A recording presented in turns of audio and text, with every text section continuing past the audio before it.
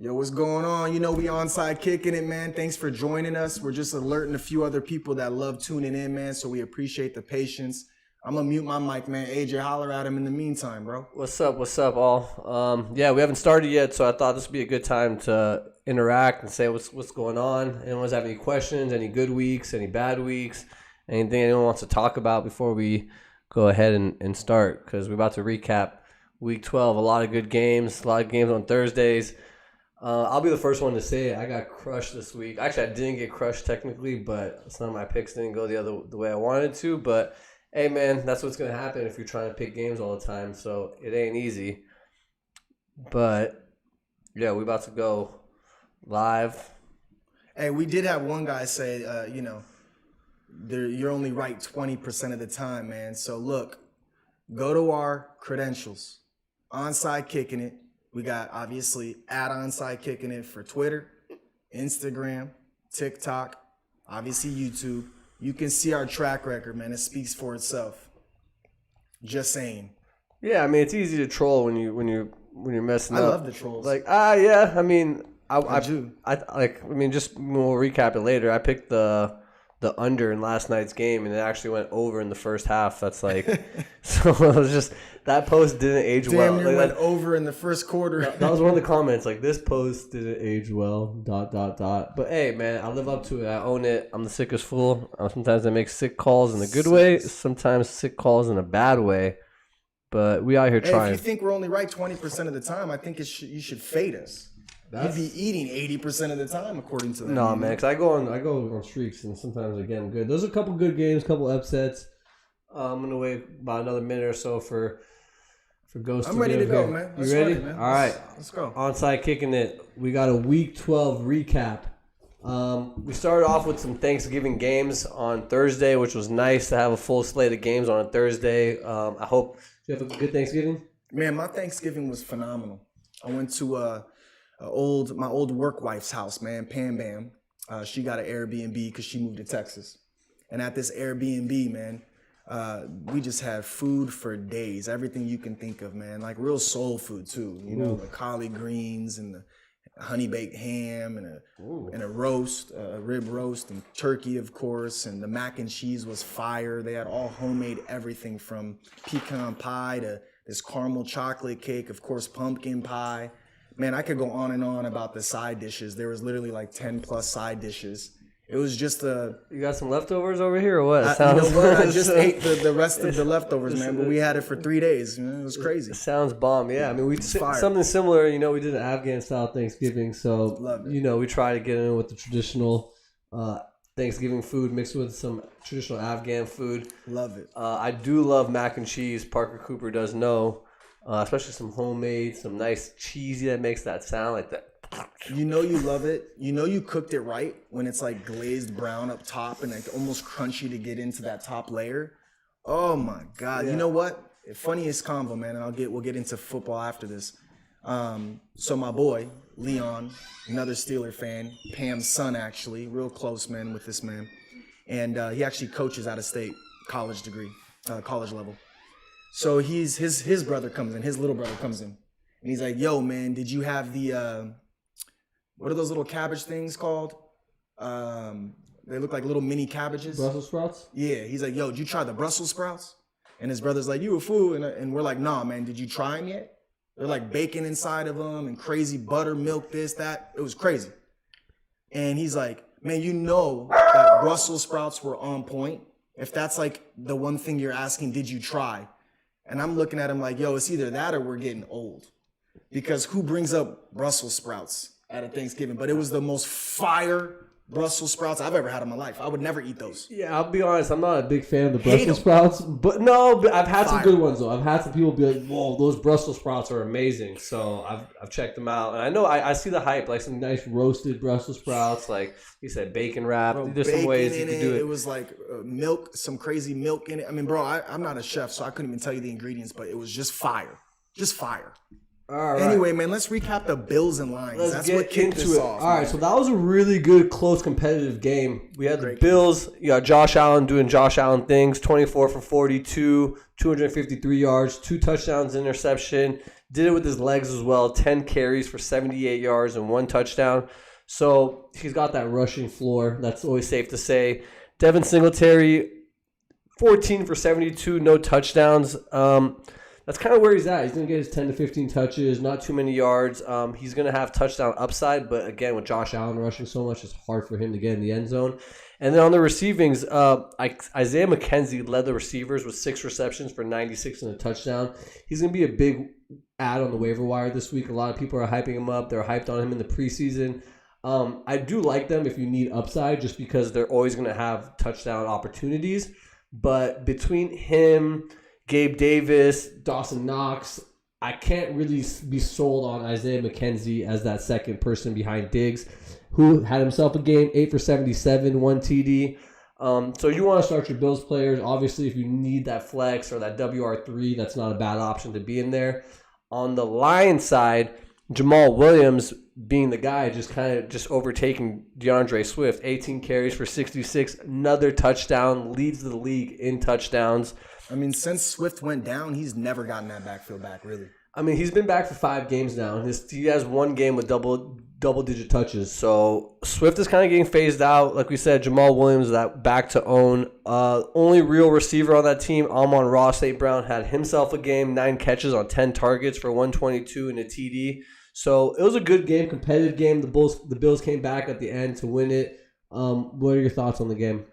I'm a little worried about the Bills. I'm a little bit worried about Josh Allen. Obviously, he's a monster, and I think we've been so spoiled. But he threw his one pick was another red zone pick. And so I look at it and I go, okay, look, let's face facts here. Singletary actually had his best game in a while. And I think that if I'm a Bills fan, I'm hoping that they give Singletary more opportunity to just help eliminate the amount of throws this guy has, because I feel like he puts so much pressure on carrying that team. It's concerning. You know, the Lions are the Lions. They've been competitive for the most part all year. They've been in almost every single game. So it's not like a shock that it was a struggle. But it was a trip, man. We did have the over in this game. I actually teased the over in this game. So it was supposed to be 54. It finished with 53. Yeah, so 1 pointer. 1 point lost it. However, the tease with the 6-point tease, obviously, that kept my teaser alive. So I was happy with the outcome. Yeah, I mean, it was a good game. You know, last second field goal from the Bills. You can't ask for much more on Thanksgiving to start it off. Now lead us into the second game, which was the Giants in the Cowboys. It started off as a lot closer of a game than what the box score is going to say. Yeah, and halftime, then, Giants were up. Giants were up at half. It was an easy second half bet from Dallas. But as far as Saquon goes, 11 carries for 39 yards and a TD got in. But that's really about it. 4 receptions for 13 yards. So you're obviously going to start him. We talk about the receivers. There's nothing really you want to start. Darius Slayton, 3 for 63.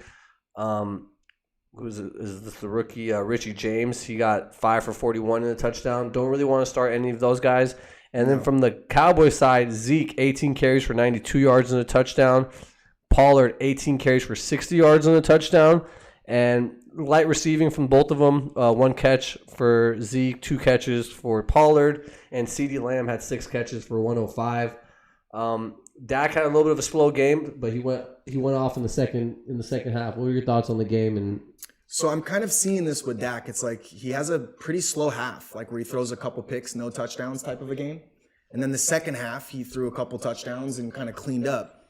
I think Schultz, the tight end Schultz, this was like his breakout game. He's been very good all year, except for he went down. He was injured for a little bit. But this game went very, very, very close to what I thought it would be. I figured that the Giants would be real close all game. But then I thought towards the end, the Cowboys would pull away. That's what I said on last week's episode. And, I had a -9. I felt comfortable with that. A missed field goal at the very end by Mayer kept it at a 15-point game. And then, of course, Giants came down and ended up scoring late in regulation. So they ended up backdoor covering. Yeah, backdoors. Again, 8 points, missed it by a point. However, that was the second leg of my teaser. So I actually took the Giants plus 15.5 on that one, because to me, I felt like they would just keep it close enough before, Cowboys ultimately pulled away. So I thought the Cowboys did a good job, man. They split carries with Pollard and Zeke. I mean, to me, the Cowboys are still top 5 in the league, top 4 in the league, arguably. They just have the most complete team to me. Defensively, special teams, and offense. As long as Dak protects the ball in the first half, it doesn't put him in too much of a hole. Their defense is going to keep him in it all game. And that was just the epitome of what you saw in result-wise. Yeah, so question, who do you rank higher, Pollard or Zeke moving forward? So from a fantasy perspective, because unfortunately Zeke will always be, third and goal on the one, they're bringing in Zeke, no matter if Pollard got him there. So I got to go with Zeke in that aspect of touchdown-wise. Rest of season, I still got to kind of lean on Zeke, unfortunately, even though I know Pollard's a better stat guy, and I know that ultimately he would be a starter on more than half the leagues and be number one on that roster. But the way Jerry Jones is committed to Zeke, it's such an ugly feeling because it's like, Pollard's the guy, but I'd have to lean Zeke. I think if he goes down again, of course, Pollard's in the money, but I think that's a backfield. You almost got to rely on Zeke at that point because short yardage, when it counts, goal line work, they're going to go to Zeke. So you're going to get some of those touchdowns yanked as a Pollard owner. Yeah, I definitely see that. I traded Pollard 2 weeks ago because of this. I knew he was coming back. I was like, Jerry Jones loves Zeke. Like, he loves him. And I think rightfully so. He actually had a really good game. Yeah, he had a good game. My thought process on it is that I think Zeke's just a good football player. He's a veteran. He's been in the game, so you want him in the trenches. You want him to be down. Money, you got to ride him till the wheels fall off. Yeah, and then like you mentioned, Dalton Schultz, 4 catches for 31 yards and 2 touchdowns. He's a top 5 tight end, especially with Dak. When he's healthy? Yeah, with him and Dak, top 5 for sure. Moving on to the next game, another entertaining game. It came down to the Patriots versus the Vikings. Close game, 26-33. On the Patriots side, first people I want to touch on is the running back situation. Damian Harris left the game with a thigh injury late in the game, was on crutches after the game. So that's really good for Ramondre Stevenson, who's been okay on the ground, but just destroying it through the air. He had 7 carries for 36 yards. He also had 9 receptions for 76 yards. So he's that leading. He's like that Eckler at this point all of a sudden. Basically, but he's a good runner too. He's bigger. The receivers really, Hunter Henry, 3 for 63 to touchdown. Aguilar, 6 for 65 for a touchdown. Devontae Parker, 4 for 80. Again, don't trust any of the receivers really. And then for Minnesota, Kirk Cousins, 30 for 37, 299, 3 touchdowns. Dalvin Cook getting some volume, 22 carries, but only 42 yards. And then Jefferson, 9 for 139, a touchdown. Adam Thielen, 9 for 61, a touchdown. And TJ Hawkinson, 5 for 43, and a touchdown. So Kirk Cousins spraying the ball around. Anything you see interesting on the game or anything that popped up to you? Yeah, for me, it was weird, man. Originally, I was like, oh, my God, I'm taking the Patriots. Their defense was stout last week. I think they're going to mollywop. Obviously, you had Kirk Cousins on prime time and on Thanksgiving, but also a primetime time, night game. And then I just had this epiphany. I remembered him eating this turkey leg. And I was like, wait a second, did he eat a turkey leg? And we went through this, bro. All of a sudden, it was true. As a Washington Redskin at the time, against the Cowboys, my man got himself a turkey leg. So that, for some reason, just completely, the flash of that image came in my head. It completely switched my thought process. And I said, although it's Kirk Cousins, I think he's eaten a turkey leg before. He's not on a team that plays every Thanksgiving. Second time back, perhaps. I got to roll with that little vibe I got. So the fact that the Patriots scored a touchdown.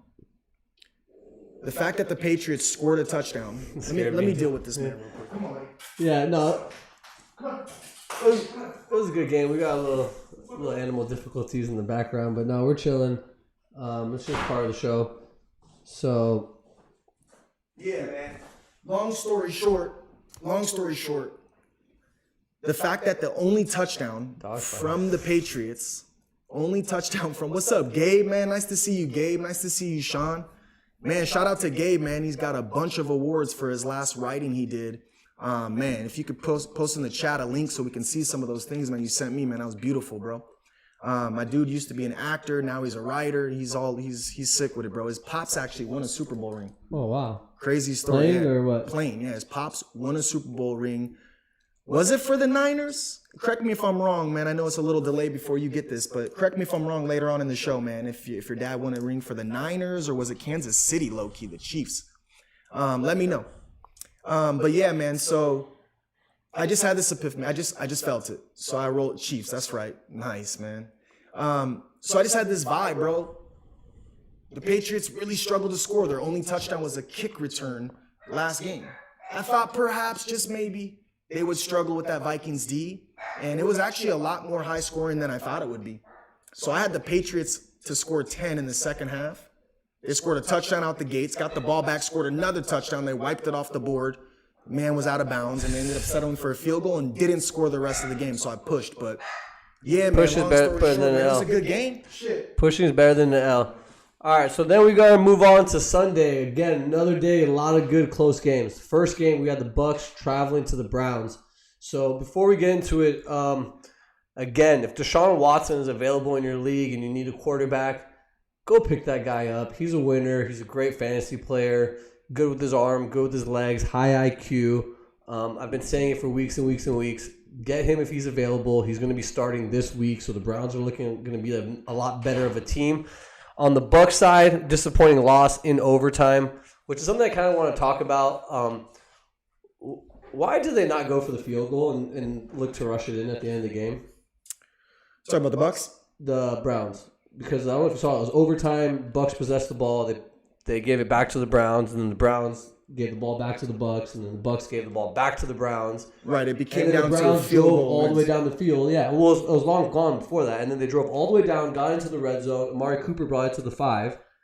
And Yeah, then, I mean, that Amari Cooper play was like a 20-plus yarder. So I think once they got first and goal from the 5 or 4 or 3, I think it might have been the 2-yard line. I think that at that point they were like, all right, dude, Nick Chubb, just get us in there real quick. You don't have to worry about a bad snap. You don't have to worry I about don't a missed know, jump. man. Like, that's what I'm saying. Like, that's easier than just shooting a field goal right there. Because I was kind of perplexed that they're actually still trying If to, you like, have pound it Nick in. Chubb, I almost feel like, Dude, I could kick it in from 3 yards away. I know, but you see these kickers, bro, lately. I mean, dude, missed extra points, missed chip shots. It's like, man, just get in there, Chubb.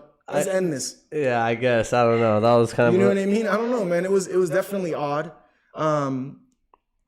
The Bucs were favored, so it wasn't like it was like certain lines. They hit 40. I think the over-under was 40, so maybe there was a split there on 40. I think it was a tie on the over-under, maybe. Yeah, maybe. Let's see. But that was just... I didn't have any action on it, really. I mean, it was 42, so it didn't matter. But Yeah. unless people it's bought it... 42, Yeah, so yeah, still so- under. I mean, it doesn't really matter. I didn't really have action. I mean, I had a couple parlays with the Bucs money line, but I wasn't really... I'm not too... Just like, I see that happening. Like, the I had Bucs... to parlay Browns money line on this one. Oh, that was I just nice. knowing my division, I'm like, nah, man. I know they came off a bye week, but I think the Browns, last game for Brissett, maybe they have a little hoorah. I was right, but I didn't hit the other one. So from the Brown side, we got Nick Chubb, 26 yards, 26 carries, 160 yards, a touchdown. Amari Cooper did Cooper, his thing. 7 for 94. David Njoku, 5 for 29 with a really nice catch in the end zone, that one-hander. I've talked about Njoku on here a couple times, bro. Yeah. When he's healthy, hey, bro, Njoku, if he's available in your league, obviously, I doubt it, but some of them are because he keeps getting hurt and didn't hit the field for the few weeks in a row. Especially if he's with available, Deshaun, with Deshaun coming back, that's like a must-add. I mean, his athleticism and his hands are man, top 3 in the league tight end-wise, dude. It's just how many attempts he's going to get. And I think with Watson, it's worth the risk if you're struggling at the tight end. Yeah, if you have like a Dolchich or something. Yeah, I mean, we'll talk about that. I do have Dolce. I got to find something because this guy is just, I don't even want to talk about Russell. We'll talk about that when we get to the Broncos. It's fun. God damn it. That's like my only spot that I can't fill right now is my tight end. So trust me, I'm out there searching for some tight ends. The one thing I got to say, though, is that Kareem Hunt completely phased out. You do have to keep them just because their O-line is so good and they are such an offensively minded team. Like before, he was a good RB2/flex play that would get his 12 to 15 touches a game. Right. He's getting phased out. It was He's like getting, Dylan in the beginning of the year. Yeah, AJ Dillon and Aaron Jones. he's non-trustable. But you can't, if anything happens to Chubb. Also, not for nothing, it's not only a good handcuff to have because we know that, dude, he won a ring as a Chief, bro. Like the guy was the RB1 on the Chiefs, But the reason if I had him in any league, why I would nowhere near drop him, is because when Watson comes in the game, you look at Aaron Jones. He has A.J. Dillon and Aaron Jones on the field at the same time. The Browns don't do that very often. And it's because what's Brissett going to do? An option? No. Right? So you look at Deshaun Watson, and the same thing that's working in Philly. The RPOs, but they also have the RPRs where they're run, pass, and back to run. I think that's what Watson low-key brings. And if you're watching the Eagles closely, as a Browns, you got to be able to understand that this makes sense. So the reason I wouldn't drop him is because, look, Watson's not in a game for over a year now. Just imagine if he's like, yo, I need Hunt in for the dump off just in case they come pushing in, and you almost get these screenplays that develop in a sense from the running back route. I'm not trying to gas you up because I know you got Hunt, but on a serious note, I don't know why I have this feeling like Hunt's going to be way more impactful when Watson comes on the field. And now that they're in the playoff hunt still? Possibly. I mean, my theory on it is that, and I've heard around the league, that Nick Chubb is regarded as one of the best running backs, of like all a time. pure running back, pure runners. Like I've heard people talk about like who's the best, and they just and now you're starting to see that he's solidifying himself as so good that you almost don't need Kareem Hunt. Like Kareem Hunt is good; he's a starter on a lot of teams, but with how good Chubb is, like just keep him on the keep him on the field, get him the touches. Like that's it, that's it. And moving forward to the Bucs side, I think the real storyline here is Rachaad White, 14 carries for 64 yards, but also had 9 receptions for 45 yards. Didn't find the end zone, but got a lot of volume. And speaking of volume, Chris Godwin, 12 for 110 in a touchdown. Mike Evans, Mike Evans, Mike Evans, a little absent, 2 for 31. They're playing the Saints next week, and Marshawn Lattimore is supposed to be coming back from an injury, so that's going to be another tough matchup for Evans. I think Godwin has another good week next week, and then we'll see what happens with Leonard Fournette. If he returns, I think it's going to take away a little bit of Rachaad White's value, but I think he's solidifying himself as that RB1 in Tampa and building that trust with It reminds Brady. me of a couple years back when Brady first got to the team. Godwin was the WR1, ironically, even though Mike Evans was there. That was like his safety valve, like his Randall Cobb, if you will, for Green Bay. That was his what was old dude's name again? Hurt himself, Edelman. That was like his Edelman, that faster slot guy. And then when you got one-on-one, you'll take that shot downfield to Mike Evans. So I think Godwin's going to actually rest of the season look really bright, especially because even losing that game, they still in front of their division, thanks to the Falcons' loss. But I believe personally that Rachaad White not takes over Lenny, because remember Lenny he's in the RB1. Like, of course, they started him. But they started him before Leonard went down. Right? They announced him as the starter. 100%. But what the Bucs did last time is kind of the same thing. If you remember, Lenny almost walked off the field. He didn't understand. Ronald Jones kept coming in, and he was like really kind of bothered that he wasn't getting play time. And the coach, Bruce Arians, had to have a side combo with him, like, listen, we need you for the playoffs. Let these young guys get work, keep healthy, and then go nuts in the playoffs. And that's how they win the ring. So I think this time around, he's kind of in that same boat where it's reminding me of that, where it's like, yo, you got one in Rachaad White. I had him 2 weeks ago. And right after the game, he didn't get too much work. I dropped him. And then the very next week, Leonard got hurt and he came in and started. And you ended up getting him off the waivers. But yeah, I think you got to be excited about having a player like that. I mean, shit, dude. This is exactly like the White for Tom Brady. Yeah. No, this is is it James White? No, James White. What was his name? Yeah, James White. It was James White. Yeah. So moving forward, I mean, he's a good receiver. Even with Leonard back, I'm still ranking him above Fournette until this shows that it goes back. Moving on to the next game, we have the Bengals playing the Titans. They won a close game, 20-16. This was a hard game to call. I usually like to find value in these pick'em games, and I wasn't sold on. Like I naturally would have wanted to lean into the Bengals, but when I told you about the Titans and how they play well against the AFC and all this stuff, I kind of stayed away from this game. But looking back on it, easy call for the Bengals. Joe Mixon out, Samaje Perine did get that volume that we expected. 17 carries for 58 yards and a touchdown. Also had 4 receptions for 35 yards. So that's good to see. Anytime Mixon out, you could just easily start Perine, daily fantasy, 100%. All that. I mean, he could have a better game, but it was whatever. T. Higgins, 7 for 114 and a TD. He's looking good. Hayden Hurst, 6 for 57. So a tight end streamer possibly. He's getting involved in that offense. And then on the Tennessee side, there's Derrick Henry, 17 for 38. And then Treylon Burks, 4 for 70, who's the rookie first-round pick coming back off injury. Got his first touchdown, right? Because he recovered Henry's fumble. So look for him to having some upside, but I don't really want too much of the Titans receivers. They just run the ball too much, and there's not too much upside, and the floor is very, very low. So I'm kind of staying away from their receivers, but Jamar Chase, hoping to be healthy soon.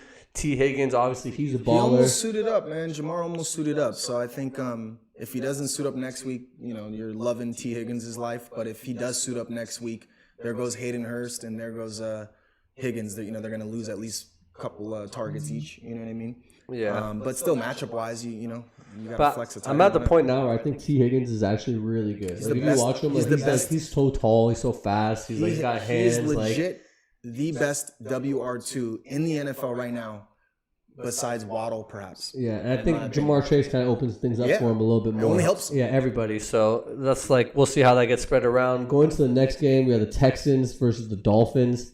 30. This one is an easy one for me, bro. I mean, man,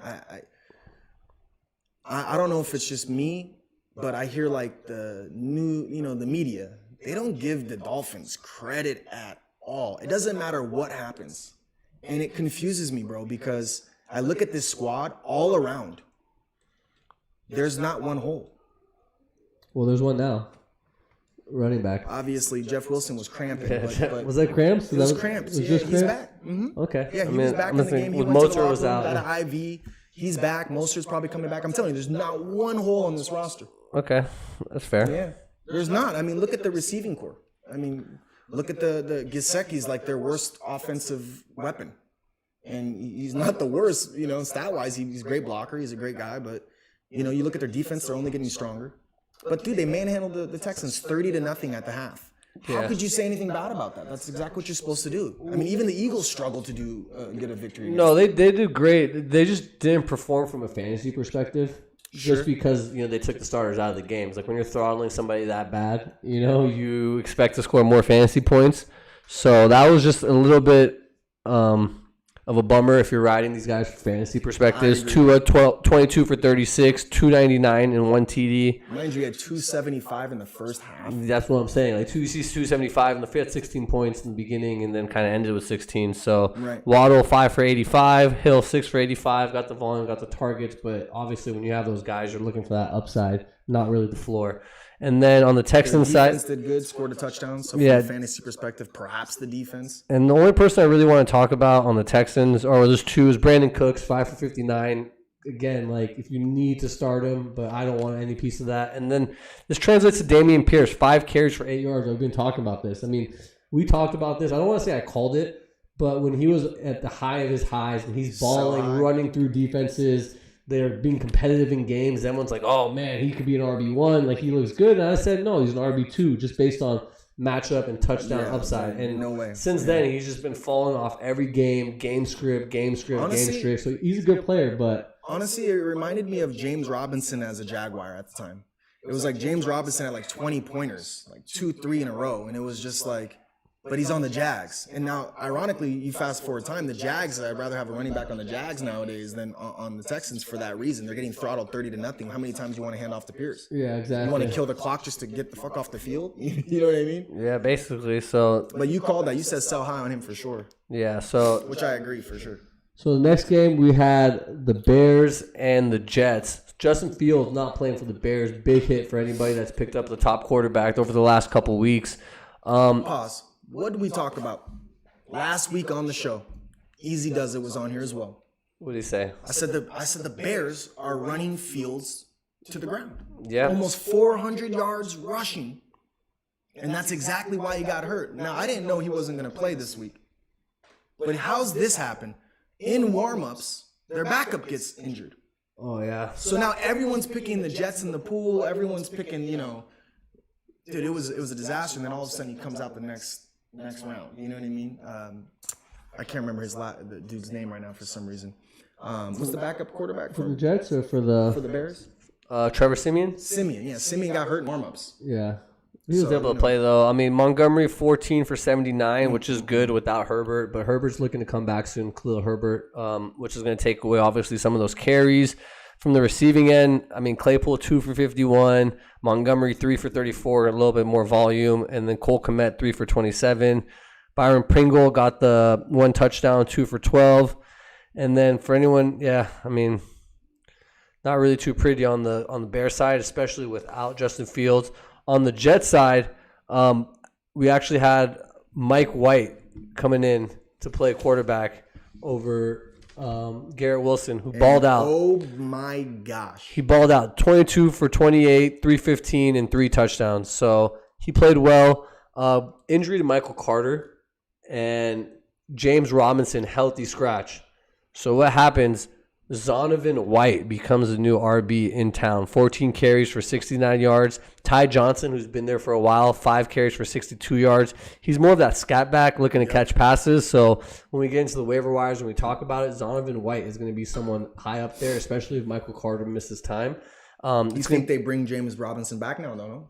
I think so. I mean, I think it's a wait and see approach. But if you have a spot on your bench and you're able to pick him up, like see where it's going to go, because I think they're going to want to just go with the sure hand and just use him to kind of eat up touches and yards and then look to develop Zonovan over time. But it might be his role. I don't know if he was a healthy scratch and he wasn't, like that might be where he's at on the depth chart. So overall, let's see what pans out with those running backs. I think that's going to be kind of interesting to see. But they're receivers, man. First of all, they're rookie.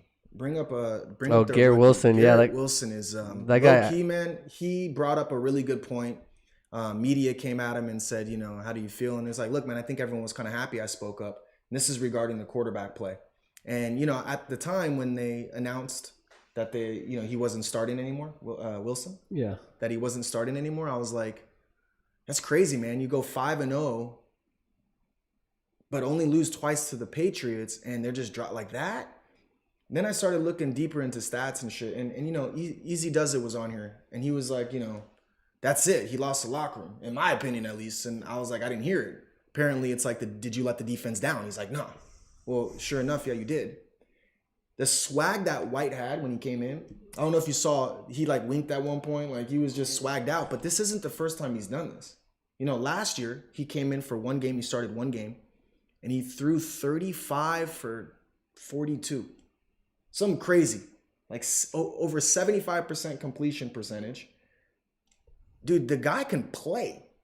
He's got some skills for sure. The guy can play. I'm curious to see where this takes the Jets, man. I mean their defense is good. And like you said, Garrett Wilson, 5 for 95 on 8 targets, 2 touchdowns. So that's what I'm saying. And he's been balling all year. I mean, I think he's the type of player that he's not going to be available in your leagues, obviously. But I don't really feel comfortable starting him as well either, because they're going to be in just close defensive games. You saw what happened when they played the Patriots. If you're starting him, you're desperate already, right?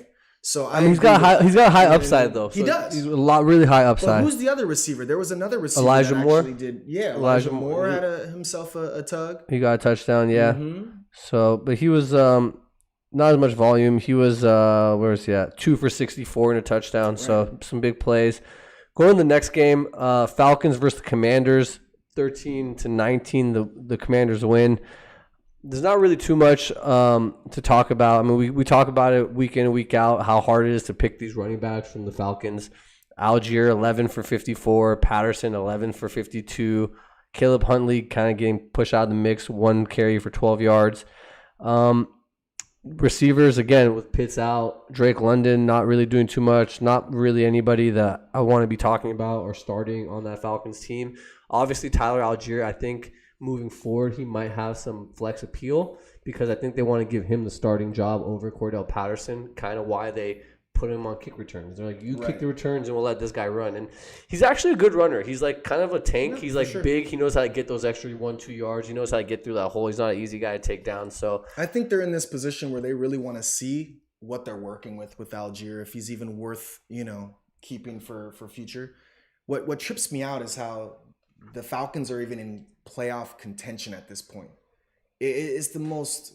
Commanders, what's going on, Zelly? Day. Yeah, my boy's from Washington, man. He's definitely been a Commanders fan since they were the Redskins. Zelly's he's a cool dude, man. He's one of the nastiest salesmen you'll ever meet. He'll sell you on how good Washington is. Trust me when I tell you. And hey, Heineke, he's good, man. I think that's his job now. It's his job to lose, obviously. From there, we want to talk about a little bit is just the conundrum of their running back situation. Brian Robinson had himself a game, 18 for 105. He's getting his 15 to 18 touch carries a game. Usually not too many yards, but he's getting that volume. Antonio Gibson, 9 for 32. But then on the receiving end, Robinson did get a touchdown, 2 for 20 with the touchdown, and Antonio Gibson, 3 for 22. Man. Yeah, good story, but really, do you trust him you know, on fantasy moving forward? And who would you rather start between the two? If I had a choice, I mean, I think with Brian, you have more of an upside. If they get down, you know, he's going to catch a lot. You know what I mean? He's kind of like their McKissick of last year. You know what I mean? How many receptions did he have? Who, Gibson or Brian Robinson? He had 2 receptions, but he's usually not catching the ball at all. His touchdown was a design play to him where he passed the ball and he broke a touchdown for like 20 yards, which was kind of sick. His other catch was like a broken play, scramble, dump off. Yeah. So really, he's not getting many catches. Like, so it's nice to see his 2 catches this game, but he's just strictly just to run the ball. So then, with that being said, man, because I don't keep up with the Commanders very often, but with that being said, then I got to go with Robinson. Then, no, I mean, I think the way I would kind of judge it is based on if they're matchup, if they're favored or if they're the underdog. If they're favored and it's going to be positive game script, let's go Brian Robinson. I just feel like it's just so rare you're even going to see a favorite. I mean, you know, well, they're competing. I mean, we could look at their schedule, but competing, you know, they're 7-5. They're 7-5. They're on a hunt. 5 in a row. They're in the hunt to get some games. They're going to play the Giants next, and they're favored.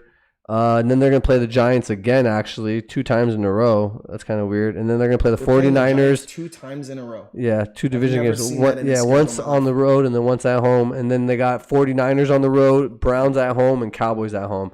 I mean, really, the only game is the Browns, and that's if Watson's not balling by then. Yeah, but also, I mean, I think it could come down to the Cowboys and kind of a divisional race type game. It'll be a little bit more competitive. Obviously, they beat the Eagles, you know, so you can't really sleep on them, and especially in divisional games, it's going to be hard. The last person I want to talk about, Scary Terry. I think he had 4 catches for 45 yards. Or what do you have? 4 catches for 48 yards.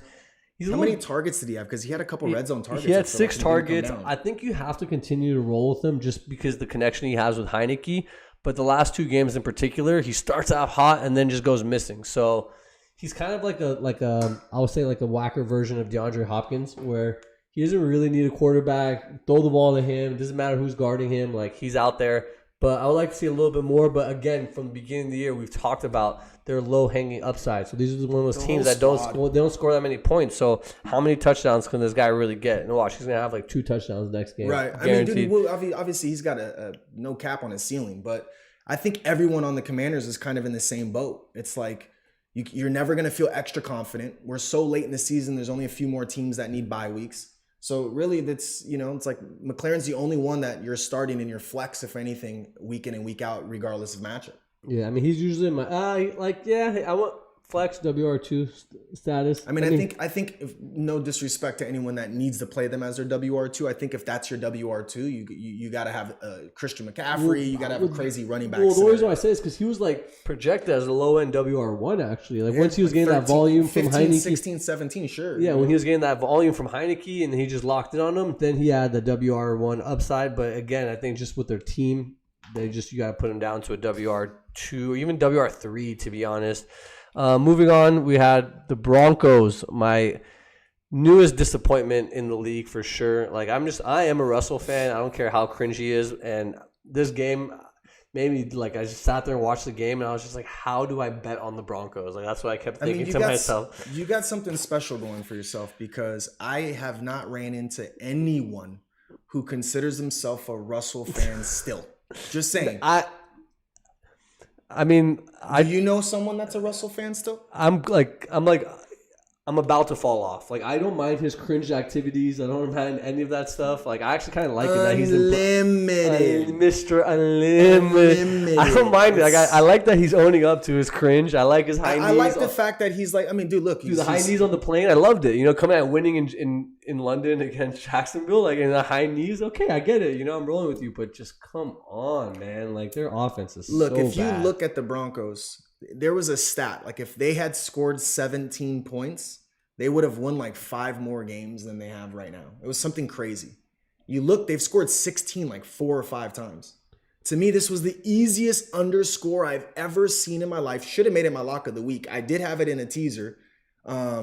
Even without teasing it, though, they obviously were on the underside of it. I figured, look, the Panthers don't have any weapons left. Broncos have decent enough D to stop them enough times.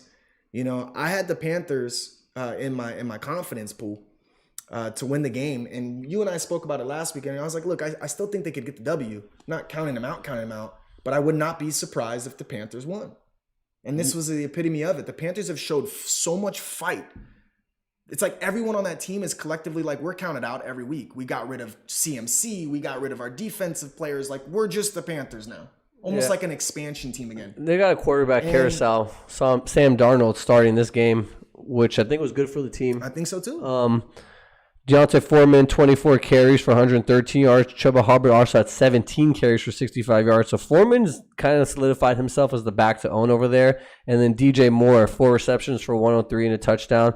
I think with Sam Darnold, DJ Moore goes up now. It gives DJ the highest upside, specifically with Darnold.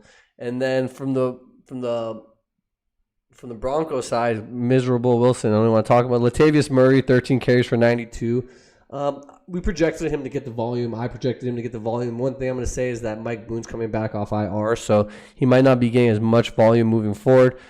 Sutton, 6 for 75. Absolutely no one on the Broncos squad that you can feel safe starting. So the reason I want to talk about this, I got so miserable, is Dulcich, okay? And the funny thing is on Yahoo, when it gives you like the recap of the player notes, and it says, Greg Dulcich's dreams of tight end 1 are all but dead. And it's so true, because I was just like really hoping that he was a tight end 1, and We he talked just about like this last I show. tried I to was hype him up. I was like, you this is love my this last guy. Oh, it was my last chance to get a tight end. Like there's no more tight ends available. So like now back in the waiver wire, guys, like I'm about to be going fucking Foster Moreau or something like that, dude. But we'll talk about the Raiders in a bit. But one thing I do want to say is that the Broncos are going to be traveling to play my favorite team, the Chiefs, on Monday Night Football. And just watch something crazy happen. Like, watch, I'm going to say it right now. Like, they're going to play the Chiefs so tough. Divisional game, Monday night game. Obviously, like, on paper, they should get throttled. But just watch how competitive that game is going to be. I agree with that. I think it'll be closer than most expect, depending on how many points taking the Broncos. There's no line. There's no line yet. That's the thing. They can't even put a line out because like, dude, this guy is so bad. Like, we can't just depending put, like, on the points. Broncos for plus sure. 21, and then everyone just jumps on the Chiefs. You know. So, but I've never seen a line that big. So moving on to the next game, we have the Ravens losing to the Jaguars, and again another entertaining game.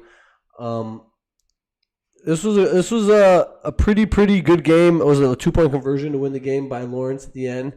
Are you ready for this? By the way, Let me hear it. so this was my 6th of my teaser, and because of a lightning delay, because it was a 10 a.m. game, because of the lightning delay, I was able to kind of wait it out. I had the Dolphins under 47 combined. I'm sorry, I had Dolphins minus 6.5 is what I had on my teaser. And then I had the last one. The last one was the Ravens and Jags. And here's what's crazy. So at halftime, it was 10-9. And I was like, this game is making me feel so uncomfortable. So I looked at the line, and it was Jags plus 2.5 coming out of halftime. For the game or for the half?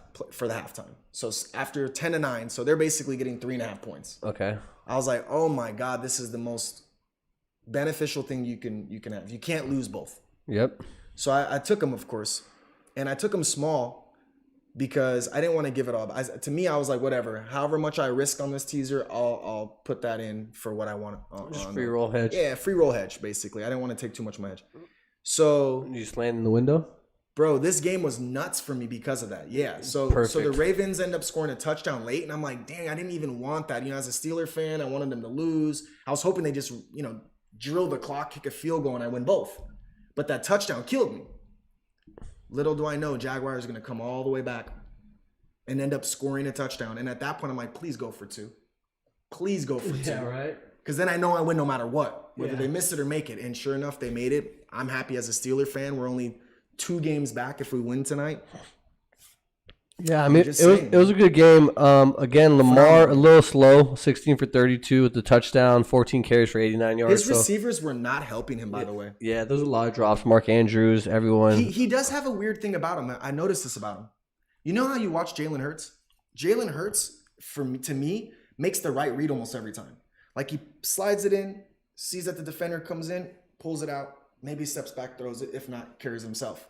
Lamar Jackson, it's almost like he's a dodo bird out there. I think he wants the ball. Decides sometimes where he gives it to him sometimes when he had the clear bounce out. He doesn't give him sometimes, and then he gets swallowed. And I don't know if teams are just catching on to him now because he's done this for a few years or what. But the one thing I will say is he has no touch. He throws his rainbows way overthrown. He throws, dude. His receivers were dropping him. Don't get it twisted. Yeah. But they were fucking bullets, bro. And I'm like, oh damn, he puts heat on it where they're trying to cup it in their chest 10 yards away, and it's just. So it looks like it was drops, but also it's like, man, as a receiver, dude, how are you throwing this at me? Like, which way am I going here? He doesn't have a rhythm to that.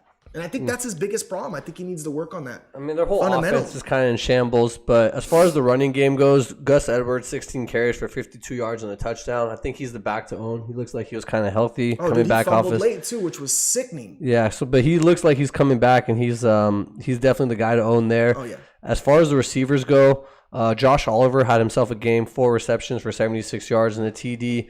Mark Andrews a little slow, 4 for 50, had a couple of drops, and then it was also good to see Deshaun Jackson back out there stretching the field, making some big plays, 2 catches for 74. No fantasy relevance, obviously, but it's just nice to see him out there. On the Jacksonville side, big injury to Travis Etienne, left the foot with the game. This is a very concerning injury. He's had foot problems before, Liz Frank surgery, so he said he's good to go next week, so this is something to monitor. JaMycal Hasty, the former 49ers running back, got some playing time and did well actually with his touchers. 12 carries for 28 yards and then 5 receptions for 67. So I think he has that dual play ability, receiving and catching. So that's kind of nice to see. Zay Jones was a benefit through the air, 11 receptions for 145. And then also Christian Kirk, a little slower game, 4 for 46. I think moving forward, if you have to, Christian Kirk is the guy I want to be starting as the receiver. Maybe Zay Jones, but again, very low floor. And I think Zay is definitely going to be a pretty hot waiver wire this week because he was available in a lot of damn near all the leagues I've seen. You don't want to chase that production though. You don't want to exactly. It's like proceed with caution. Like for me, those are the typical players that I'm not spending too much fab on. Yeah, but I'll definitely grab them for on the low, you know. And kind of hang on to him just in case you get an injured Cooper Kupp type of a scenario and he still performs while that happens. Like you need another week of evaluation to see if that amount of targets is something that's a trend or if that's just a one-time occurrence. And I'm not convinced it wasn't just a one-time occurrence. And just to go with some fantasy football strategy, if I'm in a fab league, I probably would use 0 fab on him if I needed a player. Yeah, not even $1, just 0. If someone wants them, have them. And if I'm in a non-fab league, a waiver wire with a rolling list, I would actually not put a claim in. Yeah, and exactly. Then, wait to see if it clears, and then just try to pick them up for free on free agency. Just because, like, you want players like that on your team, but you don't want to spend too much on them. Like I said, JaMycal Hasty, interesting situation. So look through your waiver wires, and whether you want to block someone with ETN or you're looking to get him. We don't know if he's going to be back or not. It's a little bit unknown, but if Etienne misses some times, I think that he's going to be a popular start and especially stream for. Back to Deshaun Jackson. I know no fantasy relevance. Big names like that, you know, people waste fab money. People waste, you know, now that he's back in and doing his thing. You take away that one catch though, and he did nothing all game. But one thing I will say, and I always talk to Easy Does It about this, man. You know, they got AJ Brown for Hurts. All they did was take away Hollywood Brown for Lamar. Like they're not giving him anyone that's like capable. And I think Deshaun Jackson actually turns out to me is a really good fit because that's at least one player that can stretch that field, maybe open Andrews underneath, maybe, just maybe get a couple deep plays like this just to keep that safety back. And I think that could potentially really, really help him. Oh my God, Cena Moho! We got Cena in the house. Want to say what's up, my brother? How are you? It's so good to see you even interacting with me, bro. You had your kid recently. I know how the dad life is, man. Congratulations to your baby boy, bro. I definitely need to meet him soon, man. We've been too distant for too long, so figure it out, man. Next time you come to Cali, let me know. Yeah, and then but just touching up on, I just think they want to throw their tight ends. You know, whether it's Andrews, Likely, Oliver. In the NFL is my point. Yeah, but I think they know that he's going to run the ball. Like it's kind of their thing. So we're moving on to the 1:00 games. We got the Chargers winning in again a 2-point conversion, last play of the game. I had them money line parlay with the basketball Clippers. I don't even know why I did that. I didn't know that. So this is funny. I just degened it out, and I didn't know that Paul George and Kawhi were both not playing. But I just took them at home versus the Pacers afternoon game, parlayed with the moneyline Chargers, who ended up winning by 1 point, didn't cover spread.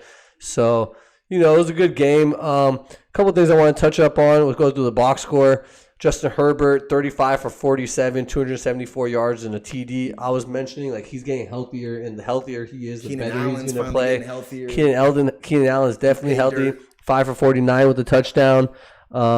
Still a lot of work for Carter and Palmer, the two kind of low-end players. I think they're going to be mixed in there with Mike Williams out. But with Keenan Allen, he's the biggest target, and I think defenses are going to be scheming towards Allen. So it's going to be hard to pick who's going to really get Which the one of the upside. two, right? I think with Allen still think out, Palmer. I think with Allen out, because Palmer's more of the slot, quick, what Keenan is. So I think that Carter's kind of like that Mike Williams could stretch the field, big playability. So I think with them in, maybe going to lean more towards Carter, but it's tough to call, really. So that's it. And then Eckler, 5 carries for 20 yards. He also had 11 receptions for 60 yards and a touchdown. So that volume's there. One thing I do want to mention. Chargers are kind of reminding me of the Bills. Like, just to give Eckler 5 carries is just so low. No, but 11 receptions, though. 11. No, I get it. But, like, again, man, this whole one-dimensional shit only works so much. Or I'm old-fashioned and the league's just really changing like that. No, they're throwing, I mean? bro. They want to just throw the ball. Allen, him, Mahomes, even Mahomes, they just want to throw the ball. And we'll get into him in a second. But one thing I do want to mention is Joshua Kelly returned from IR, 2 carries for 4 yards. I think that he's going to be slated above Isaiah Spiller. If anything, everything does happen to Eckler. So I can see that. That's kind of my read on that situation. Not sure if it's going to happen or not. And then on the Cardinal side, Kyle Murray looking healthy, running the ball a little bit. He had 18 for 29, 191 yards, 2 touchdowns and an interception. He also rushed the ball 7 times for 56 yards and a touchdown. Looking healthy, breaking the pocket. James Conner, though. Running around. James Conner, 25 carries for 120 yards. Also 3 catches for 20 yards and a touchdown. Beast. I told you how much I like that guy. He's a good player. You want him out in the field. I've held on to him all year. 18 touchdowns last year. He had 1 going into week 11, bro. And I hung on to him because I know that regression starts to come. And, man, he's, take away his fumble. He had a ridiculous game 2 weeks in a row now. I think it's just a matter of time. What it do, McFly? Nice to see you, bro. I love that I made that nickname for you, bro, and you have it on all your handles now, man. I love that shit, bro. McFly in the house. The poor Cardinals, though, bro.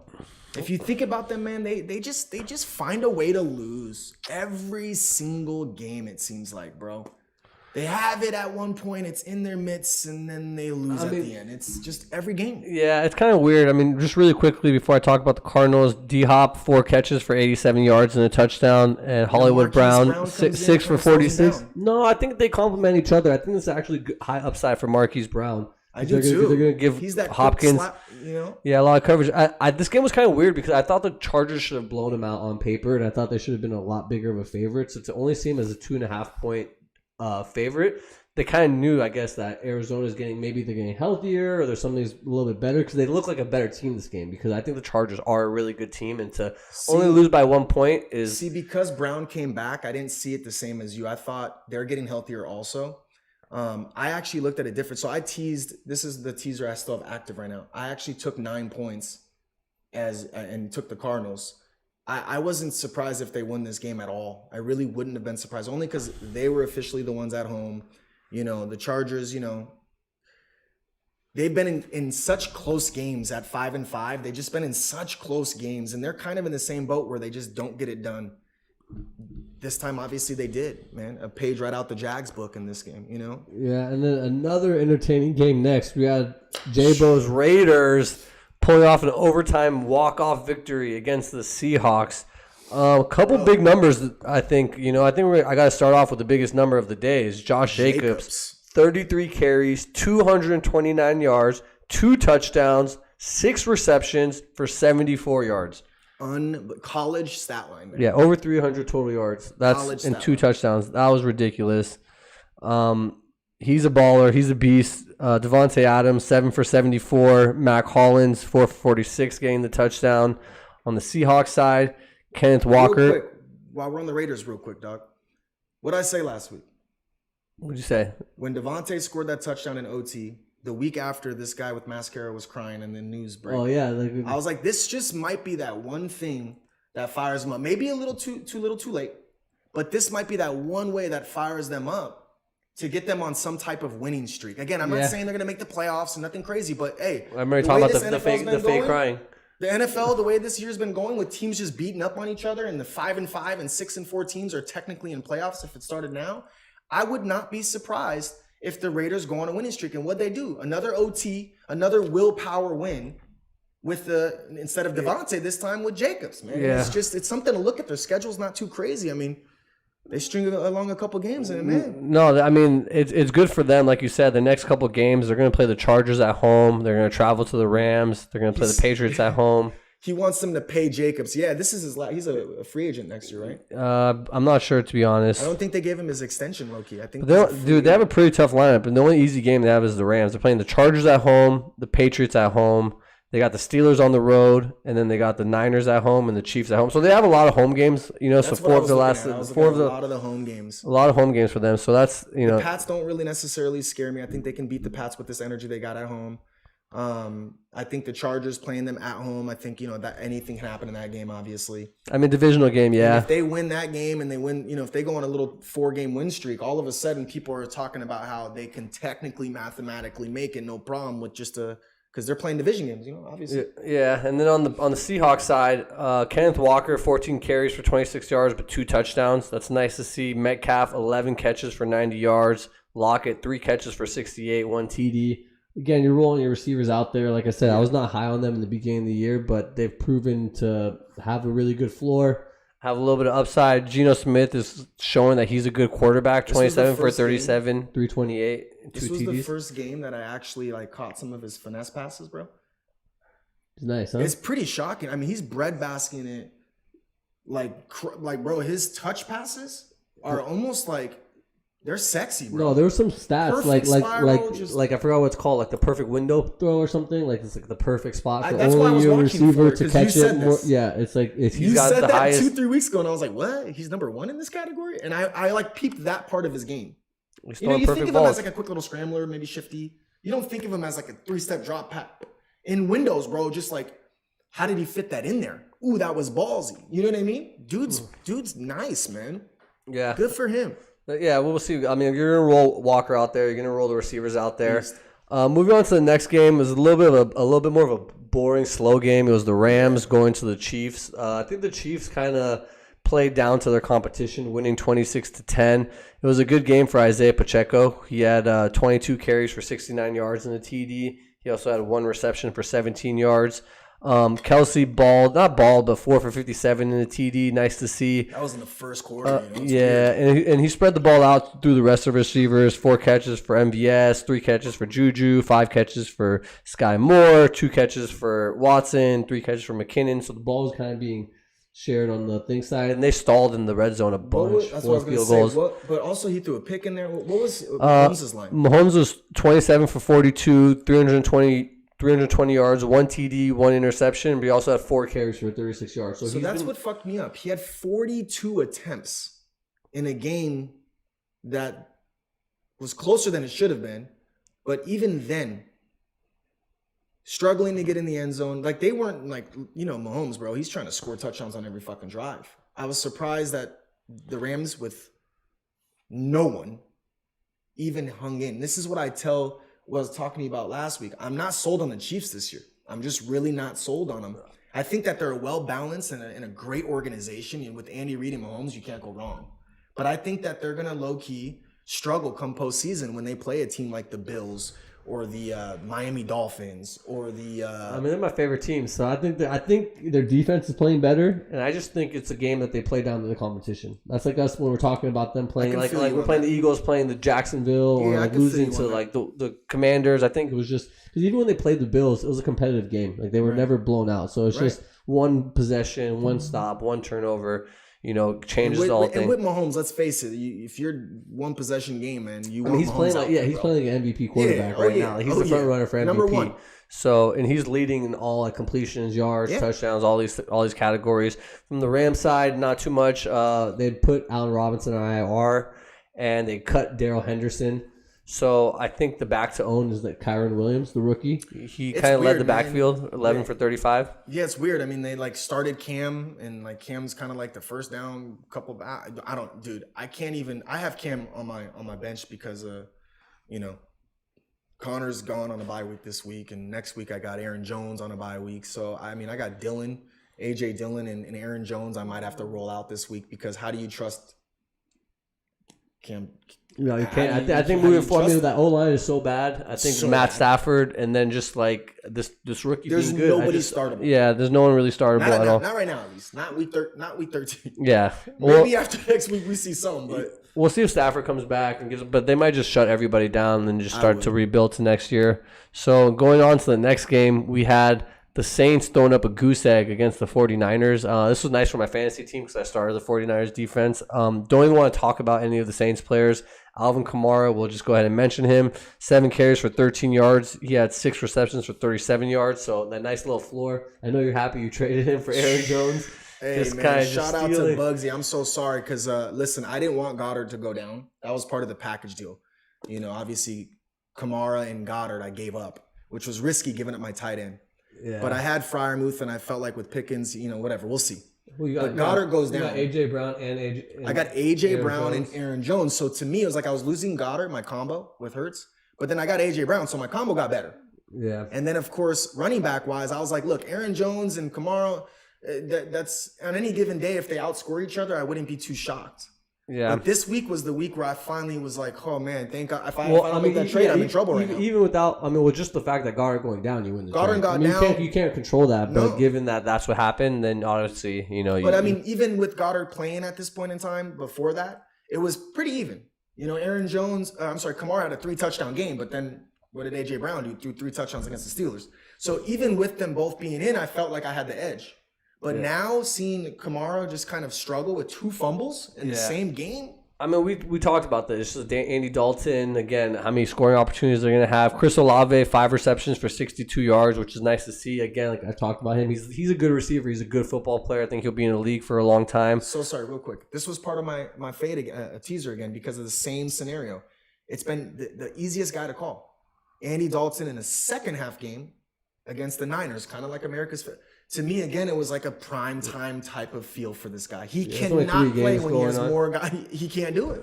Yeah, he's It's been the easiest call all year. You give a 10 a.m. game, Saints are the win to rock with. Yeah, and then on the San Francisco side, running backs, they're kind of splitting the time with McCaffrey. He's not being that workhorse that you want him to see, but I think Elijah going down was kind of a scare. Right? Yeah. He might have sprained his MCL again. So I don't know if that's going to change now. And obviously you're going to CMC start him. but He's a top running back, but it looks like they just want to limit his touches, to be honest. So I I think think, they're being very cautious. You know, they get to postseason and it's like the Lenny Fournette. yeah, that's what I'm kind of thinking Lombardi too. Lenny, Like right? you obviously got to start him, but he's not that same workhorse as he was in Carolina. And if I'm obviously being giving games- honest, the Niners better not fucking do that to him. what, just start working him? Don't. Why? I mean, You one have of the people playoffs. more than capable. You know what I'm saying? Yeah, no, but he's a They good. better not.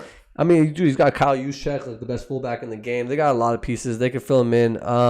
As far as their receiving goes, Ayuk had 5 for 65.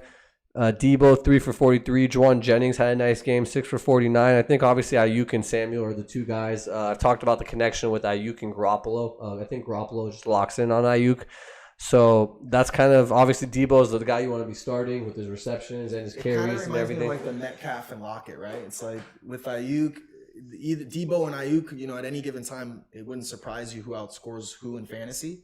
But like, if I'm But you starting want- someone, I'm starting Ayuk. I guess like I want to start Debo, but like because of what we see, he's what we capable see of in his running upside. touchdowns, passing, catching touchdowns. But it's like, damn, dude, like especially he might get more running work now though that Elijah's out, so you can see him. Get that some might of be those the X carries. factor, actually. Yeah. With no Elijah, if Elijah misses time, Debo over Ayuk. But other than that, man, I got to roll with Ayuk. Even Kittle slowed down. Yeah, Kittle's. Yeah, I mean they don't need him as much anymore for as far as his receiving goes. They're I just think using him as a Shanahan blocker. low-key really is a genius, though. I think what he's doing right now is like he's really figuring out ways to share. It's like I called Debo scoring a touchdown in Mexico City. I called Kittle would have a good game. I mean, I called that over, but You did. That was a nice little pick. You did. But at the end of the day, bro, we looked at it and it's like he has this way about like exchanging the scores, kind of like Belichick used to do. It's like he's not just going to zero in on Debo. He's not just going to zero in on Kittle. He's going to figure out plays that are designed to make it easy on Garoppolo to make the right read.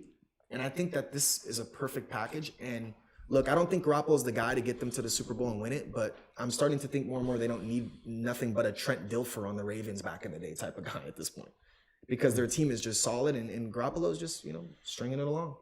Yes, sir. So we have the last game of the week, which was a Sunday night football game. Packers traveling to the Philadelphia Eagles, 33-40. Philadelphia won this game. Aaron Rodgers left the game with an injury. Oblique on top of his thumb. Jordan Love finished the game for him. Looked pretty capable. Did you see the head coach, how excited he was about it too? It was kind of weird. Yeah, I think that's he went up to Love and he was just he was jacked for him. I'm like, yo, dude, low key, I think this might have been Aaron Rodgers'. This could be his last game last year. This might be his last game last year, dog. We might have seen him play the last game against as a Packer, bro. Just saying. And before we move on to the things, I want a couple guys I want to talk about. AJ Dillon. 8 carries for 64 yards and a touchdown. Looked good on the floor. Aaron Jones, 12 carries for 43 yards. Also had 3 catches for 56 yards and a touchdown. But I want to talk about my guy, Christian Watson. Another game, 4 receptions, 110 yards, TD. Wow. I told you, with Romeo Dobbs. Rodgers this time. That was from Love. But that was that play showed how fast he was, though. He broke into the house. Again, this guy, he's got speed. Combat catches, speed. He's breaking out. Yeah, he's a first-round pick for a reason. But that kind of makes me think, how is somebody, so bad for a couple games, and then all of a sudden gets their chance, and then it's just so good? Where were you for those other games? Was it just comfortability? Was it I don't know, not knowing the playbook? But I don't know what it is, but he's that guy moving forward. I think he has a little bit of a low ceiling, especially if Rodgers is not going to be playing quarterback. But he has a low floor, but very high secretly though. No, because he's only getting 3 or 4 catches. He might get 3 catches, 3 touchdowns, but at the same time, if he was with Rodgers on. That's what I'm saying. Does he though? I think with Love it's going to go down. I think if Love gets the moving forward, they're going to try and display because he's been a part of the organization for enough time. For 3 years? Yeah, he's been back for a long time. He knows the offense like no other. He knows the position players like no other. He gets first team reps, and I wouldn't be surprised if Love becomes that breakout player next year. And it's kind of like how Aaron Rodgers became that breakout when Brett Favre left simultaneously. They were talking about that. So the announcers, was actually 15-year anniversary, almost on the same date of Rodgers getting taken out for Aaron for Favre. And basically they're talking about his growth this preseason, and they said Jordan Love looks so good this preseason. He looked like he had the offense down. They were under control. They're saying he's figuring it out. Even Rodgers said that his growth specifically is just unreal. So he looked like a good leader. He looked capable out there with his team. He does run the ball a little bit, so that could bring a different dynamic to that offense. Talk about the Eagles really quick. Jalen Hurts, obviously, he's just doing it with his legs. He had 17 carries for 157. He had 16 for 28, 153 yards, and 2 touchdowns through the air. Miles Sanders, 21 carries for 143 yards and 2 touchdowns, just gashing that Packer defense. And then Devontae Smith, 4 receptions for 50 yards, and A.J. Brown, 4 receptions for 46 yards and a touchdown. Gainwell had a touchdown too. Yeah, Gainwell had a touchdown on the ground, and then Quiz Watkins had a touchdown through the air. So they're spreading the ball around. Gainwell, 8 carries for 39 yards. Boston Scott even had 3 carries for 24 yards. But I think that number of 17 carries by Jalen Hurts really stands out. Bro, that doesn't even compare to what he did, though. If you watch that game, he had 103 rushing yards in the first quarter. Yeah. And if you watched it, I almost took snippets of what I was witnessing. He had this stutter step, high step a couple times towards the end of his long runs, where I was just like, yo, is this man trying not to get a rushing touchdown right now? At this point, the guy's taking an angle on him. Don't get it twisted.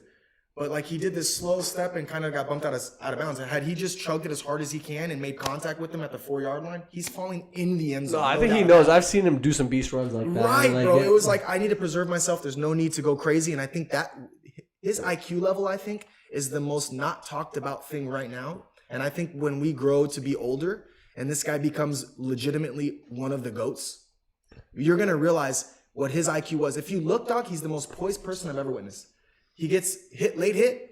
He doesn't complain and shrug his shoulders and look crazy. He just gets up. He has a bad throw. He claps real quick. He jogs off the field.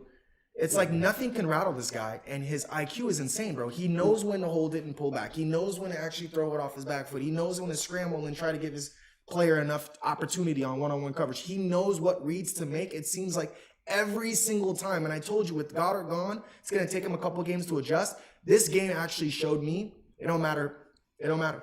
He's going to adjust and he's going to figure it out, and he's going to be one of the greatest of all times. So actually, that was my thing. I picked the under of this game, got just blown out and made fun of. It's okay, but the one thing I do want to mention, I was talking about. I was very upset. I won't say upset, but I was very I think it was kind of a scheme thing. Like the Green Bay was not doing the right thing. They just never contained the edge. They were trying to do too many stunts, and he was just able to break the pocket and just run for so many chunk plays. So something was off on the defensive scheme for the Packers. So I don't think it was going to be that easy. Because if you just saw how easy he got the edge and how I've been watching him all year. I've been watching him all year. Obviously, certain plays, like maybe like a 3rd and 20 or something. I get it. But yesterday was an exceptional day. Like, I think he would have broke the record had it been a little bit tighter, because it was a weird game for me. I was like, I had, again, one of my last teaser portions was Eagles on a pick'em. And it was like every single time they'd go up 2 touchdowns, Packers would score, and then they'd have to keep playing. And it just seemed very odd on how they just didn't want to fully pull away. It's like they were trying to be courteous to Green Bay and not just run up the score or something. And they just never really let them sit down and take a break, But, bro, that's the thing that the Eagles have. There's so many players that can get it done that it is literally impossible to try and figure out a way to stop that. The only thing you can do is contain. Like you said, contain the edges. Force them inside and, at least gang tackle them. But, bro, I'm telling you right now, how do you defend that? How do you defend a guy that knows that he goes like this, bro, and the linebacker starts to skate inward, then he pulls it out. And most of the time when you do that, it's just a continuation on a run. No, he does the RPO to pass. If that's not open on the tight end quick slant, he then runs it. You can't physically be in every spot at every time, so you got 11 on 11, bro. But basically, it's like having 12 on 11. Yes, sir. You got a safety so far deep, you might as well have 11 against 10. Yeah, he's a good player. He looks like the best player on the field at all really times. Does, so he will be an MVP talk fairly soon if they keep doing what he's doing. All right, that's all the games. Anything else you want to touch up real quick before we get into this Monday Night Football? Hell or what? no, bro, because this fucking your boy game Sean is telling you he was off. talking about Frymouth. What do you got to say? What do you see happening tonight? So we both got Freiermuth in fantasy, man. Good news for me is I'm already beating Sickest Fool in our fantasy this week, so I don't need him. But I actually think that Freiermuth has an opportunity to do well. Actually, I mean, I look at Freiermuth and he's a well-rounded tight end, and I think he's only beginning his ascend. Depending on how Pickett plays, but I think tonight's game is going to be a little bit lower scoring. Because I do think the Steelers defense is going to just annihilate Matt Ryan. I don't know, maybe I'm biased, but Joe Burrow was getting rid of the ball so quickly last week that we couldn't get in there and do what we needed to do. This week, I don't think it's going to be the same. I don't think there's any way that Matt Ryan's going to be able to get these quick releases, because at this point, if we don't jam at the line just to throw timing off and give our opportunity to Highsmith and Cam Hayward and Watt, that's a horrible defensive scheme on our behalf. We don't deserve to win. But I think we upset the Colts and win outright. And I think maybe he's biased, but maybe so. But all right, a couple things I want to touch up on really quick. Put you on some fantasy football game. If you have an open roster spot available on your team, right? Go pick up Deion Jackson, who's the backup running back for the Colts. I'm not saying that he's going to be a good player or anything, but just in case there's an injury to Jonathan Taylor, who's coming back off injury, and obviously he's the guy. But if anything does happen to him, you could get a free player without having to waste your waiver wire or using a lot of fab. So if you have a free roster spot on your team that you have someone maybe got hurt, someone that you're just over, this is where you kind of be savvy and go ahead and pick up those backups just so you don't have to rush to the waiver wire in case anything happens. Like, for example, I have a free spot open, so I went to go ahead and just pick them up just in case. Not saying that he's going to be the guy. Sure. And then I'm leaning towards – I like the Steelers and I like the under. If I had to pick, I'm going the under. Again, the Steelers defense really good. Jeff Saturday is going to try and run the ball. I don't see them just having big plays. Not too many big plays happening on the Colts side. The only downside I can see is if the Steelers have some defensive touchdowns, really. But being on the road in Lucas Oil Stadium, I see it being a little bit more of a competitive game. So I'm going to roll with the under in this game. The only way I see the over happening is if what the Steelers did in the second quarter against the Bengals, putting up 17 points in the second quarter, if that's something that they can figure out a way to be more consistent. I got to be honest about myself and my own squad. My team is inconsistent. They break down in the red zone. They have 3 and outs out of nowhere after moving the ball seamlessly. it seems like their second half adjustments are just not being made well enough. And I'm hoping tonight that we can show the world that we are still, ironically, at 3-7, still in playoff contention. Yeah. We go to 4-7. We knock the Colts down to 4-7-1. Now we're in the hunt. They're out. So with the Ravens losing yesterday, You know what I see the Steelers kind of playing to the competition. So I think if the defense comes out balls, I think Pickett is not going to have to really be forced to make too many big plays and have to game manage and just get some first downs and get into the end zone. If the Colts do somehow put up some big plays, Paris Campbell, Michael Pittman Jr., they take a big lead, then we'll see Pickett being a little bit more aggressive, throw the ball down the field to Pickens and look to get some points on the board. But I don't think that's the game plan they want. I think they want to rely on their defense. Watt's back. Walk is healthy. That defense is clicking together as a whole unit. So I think they want to play defensive game, ball control, and just try to grind out as much clock as possible on both ends. I got a few prop bets. What do you got? Watt with a sack and Cam Hayward with the sack. Okay. Pickens scores a touchdown. Okay. And then scramble yards from the rushing QB of Pickett. I believe he actually has, I think it was 18 or 22 or something like that. I got to That's a double lot check. for a running back or quarterback. quarterback. Yeah, that's a lot. But it was like 3-1 on going that high in the yards category. Okay. So good value. So, yeah, it was value. But here's the thing. I think after watching Sunday night game, after watching this league, the Josh Allens, the Joe Burrows, I think this is the game where he has to show with his legs that, hey, I can do this. And that's, yes, and that's, if he does that correctly, that's when we put ourselves in a position where the defense has another element that they have to watch out for. My kids are coming home, man, so we'll end the show today. Onside Kicking It. Don't forget Instagram, Twitter, TikTok. It's all at Onside Kicking It. And we'll be back Thursday to do a little preview of all the games. So we'll catch you then. Catch you on the socials. What's up, girls? How you guys doing? So tune Thursday in, for sure. hey, smash that like button if you're in here still. And then we'll catch you Thursday. And it's Thursday for sure. Only reason we didn't do it last time was Thanksgiving. Yeah, so that was we'll be it. here Thursday, same time, 3:30 Pacific Standard. Go Steelers! Go Steelers. Let's go. Later.